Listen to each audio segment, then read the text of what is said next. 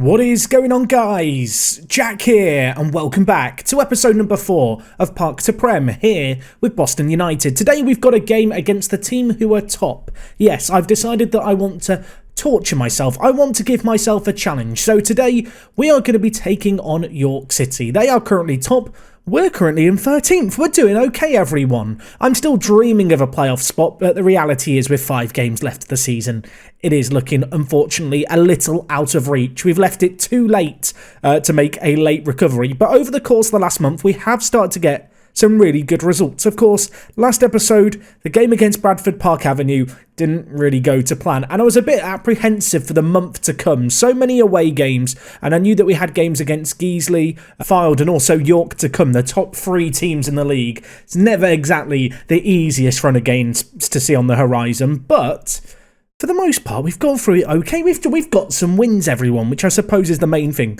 We actually started off with some really good results. We beat Darlington 2-1. As you can see, just looking at the stats here, we were probably the better team. We played very well. Foulis getting a goal, and also Hawkridge. Yes, the 2 men who I've started playing out on the wings. Of course, originally I had Preston out on the right. He's still sat on the bench. He's still rarely doing a lot. Of all the players I've got in the team, I feel like he's the one that I'm annoyed about the most, and he's one of the few players with a contract till next year. Let's hope he can step it up. But yes, a good result there against Darlington, and we followed it up with a good result against Curzon Ashton. We then took Kidderminster on in the what could have been derby. Yes, this of course one of the teams I looked to join at the beginning of this adventure. Kidderminster are actually going really well. They are up in the playoffs.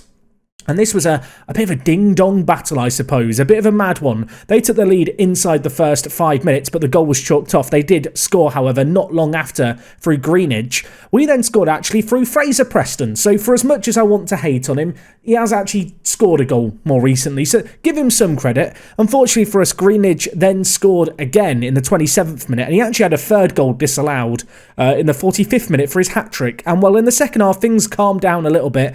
Gibbons got us a goal, and, well, that was kind of that. It finished 2-2. We were very fortunate in the game. They had significantly more, I guess, shots in terms of quantity, but the actual quality of them wasn't that good. And as you can see, actually, just looking at the XG story, we did have a late flurry of chances at the end, but unfortunately we couldn't get anything going. And it finished 2-2, which I'm relatively happy with, because as I said, Kidderminster, a team on the rise, a team on the up, at least at the time of us playing them. More recently, everything's gone wrong for them. And, well, we'll talk about our own game against Spennymoor in just a second. But before that, we did beat Telford 2-0. Again, Preston getting a goal. Maybe the hate is unjustified. We then took on Guiseley, who, as I said, were doing really well in the league. I was a bit apprehensive about this one. I was right to be. And, our 6-game unbeaten run came to a close. Yes, they scored 2 goals in this game. Their first was a really nice finish by Gillam. And then in the second half, as we pushed forward and tried to get into the game as it got to the later stages, Kane Felix scored for them, made it 2-0, and that was kind of that. Anyway, to end the month of April, we took on Spennymoor. That one finished 1-1, and, well, going into the start of this month, 2 games in 2 days. The first was against Fylde, who were in second, and we've got a good result, which is hopefully going to give us momentum today. Sam York, the youngster, yes, the player who I bigged up just last episode, his first ever senior goal, one to remember. An absolute cracker there for him. Jordan Burrow then scored for us in the second half in typical fashion. And before the game was over, Zayn Mohammed was getting in on this action. The centre-back getting up, doing his thing. He's actually scored a few for us like that. And, yeah, it was good to see us round off the game by conceding. Yes, we were not allowed clean sheets here. Junior Mondale scored for them. 3-1 it finished. But a win is a win. And as I said, when you look at the results on the whole, a bit of a mixed bag. But ultimately, we take on York today, and a win gives us, a thread of hope, the slimmest of hopes. But the reality is, I can't go into this game expecting a result. York have got a hell of a lot to play for themselves. They are desperately trying to lock down the top spot and the automatic promotion spot. And, yeah, we're going to have to be at our best today. But anyway, in terms of team news, I have been planning ahead, everyone, because as good as this team is, we have hit that critical date where the Premier League, Championship, and in fact all the teams in England announce the players they're going to be releasing. All the young prospects are, told, hey, maybe not got a future after this season, and we've pounced. So shout out to Norwich especially, but also Manchester United and Liverpool, because courtesy of them, we've got some building blocks, I suppose, for the future. So let's talk about them. The first is Dermot Mee, who is a Northern Irish goalkeeper signing from Manchester United. Very good player, consistent. Our scouts like him a lot, although they say he's a regional Premier level player.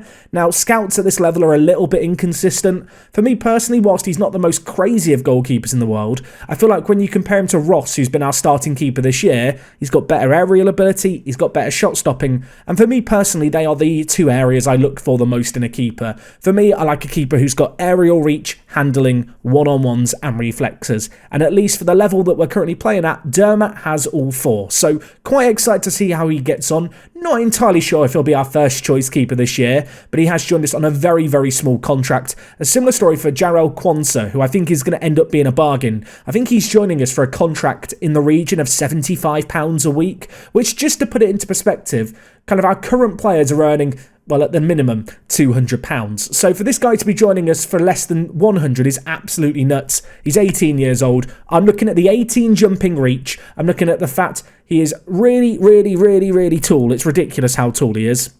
And I'm thinking, yeah, you could be very good. 196 centimetres is gigantic. He's pretty quick as well. And besides the mentals, which they're not important, we don't need mentals at this level. He's got really good core defensive technical attributes. So one to keep an eye on. Very, very excited about him. And then we come to the Norwich lot. I'm going to lump these all in together. They've come as a package. Eddie Jackson looks like a good little right-back option. Not necessarily the best going forward, but good physicals and good well-roundedness. Could even possibly slot in as a centre-back. Zach Brown joins us, and I think he is another great little centre-back option. I think between him, Jarrell Quansah, who we've got joining from Liverpool, and of course our own player, Lewis Gibbons, I think we've got a really, really good set of players. I mean, Lewis Gibbons, you know, similar level to these guys, but if we have three top-quality centre-backs, I'm pretty happy about that. And the age that these players are coming in at means that hopefully they're going to grow with us over the next couple of years.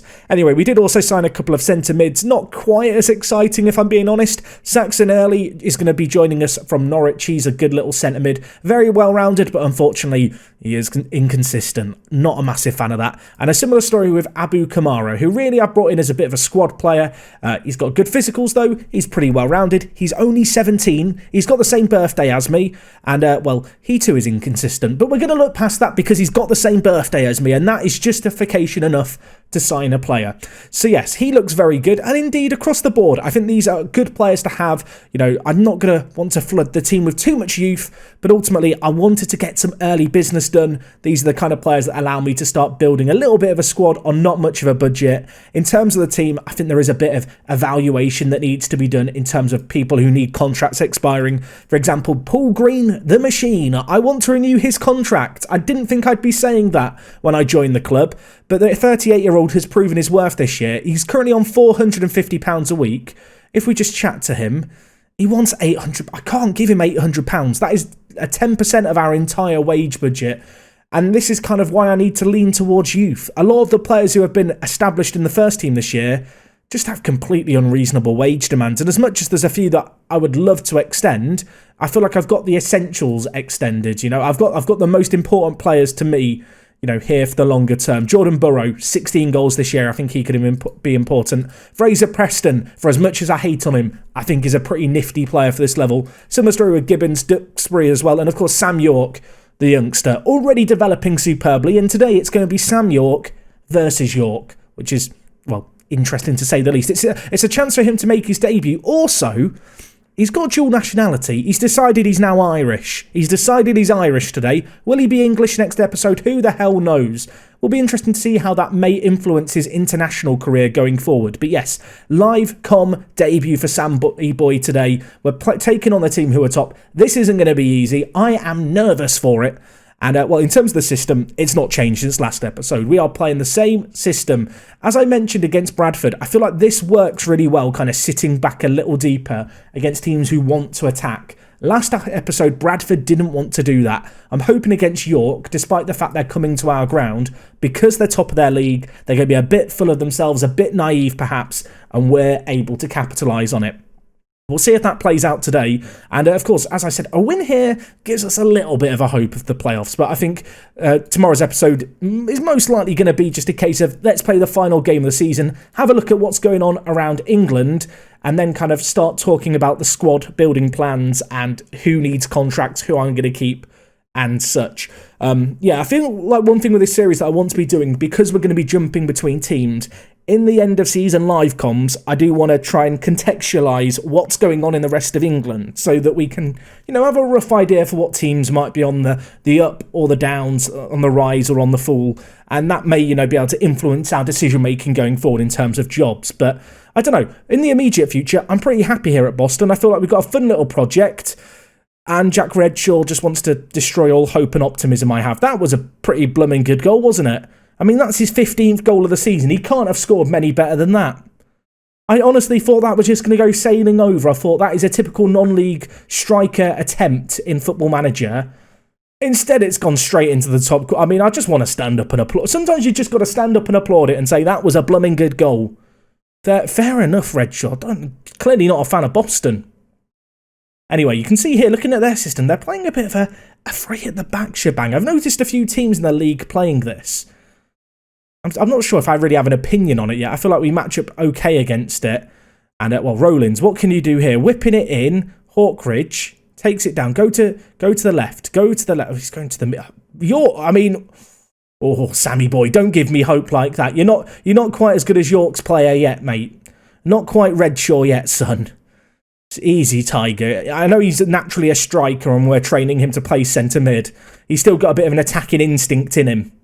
Anyway, Redshaw, ball dinked over the top to him. He's probably going to look to whip this in. He is. It's blocked away. Rowlands now with York. I'm going to click on him. We'll just have the name above him. Keep an eye on him all game. Feel like he's the man under the microscope as Dyson comes through. It's disallowed for offside. We are let off the hook.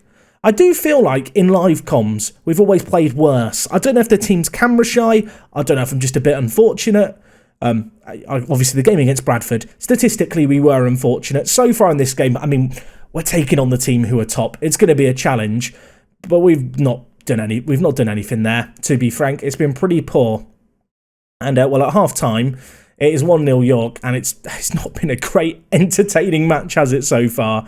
I'm just wondering if I want to change anything at half-time. Maybe just try and be a bit more direct, almost. You know what? Let's push the tempo higher and get rid of focus down the wings. So we can focus down the middle if we need to. Just not creating enough in that game, and I think maybe focusing on the wide areas isn't the play here, especially with the wing-backs. They're going to have so many players overloading in the wide areas. Anyway, we'll see how the second half develops. Also, Fitzsimmons, yet to get sent off for me. Had 3 red cards before I joined. Oh my word, Sam York, ball through, Burrow. That is a very similar to a goal that you might remember in the highlights Geesley scored against me. Feels like the teams at the top of the table just have these clinical finishers. Our players just aren't quite as clinical by comparison. Anyway, I was about to make some changes, but we'll let this highlight play out. I feel like Sam York hasn't played great so far in this game, although no one's really played great. Maybe it's unfair to single him out. Burrow, please finish this one. Jameson looked like he took it out for a goal kick there, or a corner rather, not been given. Let's make some changes in this game. I'm going to take off Rowlands and I'm going to bring in Preston. And I'm also going to bring in Zayn Mohammed for Brockbank. You might have noticed at the back, I had to rotate things around a little bit. Fitness is a bit of a concern in this game because this is our second game in 2 days. So I need to save a sub in case of injuries. I can't take off all the tired players because everyone's tired. Nothing's happening. I'm going to berate the players. But first, we've got this chance here. Tootle crosses it in. It's cleared away only as far as York. Hobson McVeigh, it's ambitious to say the least, isn't it? Let's try and get the ball into the box, lads. Duxbury, the left back, whipping it in. Burrow's there, strikes it. Jordan Burrow, goal number 17. 2 players who do have a contract for next season. I am a big fan of Duxbury at left back. He's not very good defensively, but going forward, he actually has a ball of quality. And he's shown it right there. There's 4 minutes left. Could we snatch a win? Could we? Maybe? It's a good finish, isn't it, by Burrow? Was half expecting him just to smash it over the bar, but he's actually guided it goalwards. They're now going all out attack. They've now decided, maybe we need to attack more. That does scare me slightly, but we're not going to change anything because I'm naive. Preston, Fraser, what can you do? I've hated on you. Prove me wrong. Burrow, what is the defending from York? Burrow, please, son. Please, son. Oh, that was a chance, wasn't it? You could hear the pain in my voice. And Barrow just completely unnecessarily boots it at the fans. That was just a bit unnecessary, wasn't it? Right, Tootle, can we still have something happen? The highlight hasn't ended. I'm dreaming. Maybe I shouldn't be. Maybe I should be. What was that highlight, Football Manager?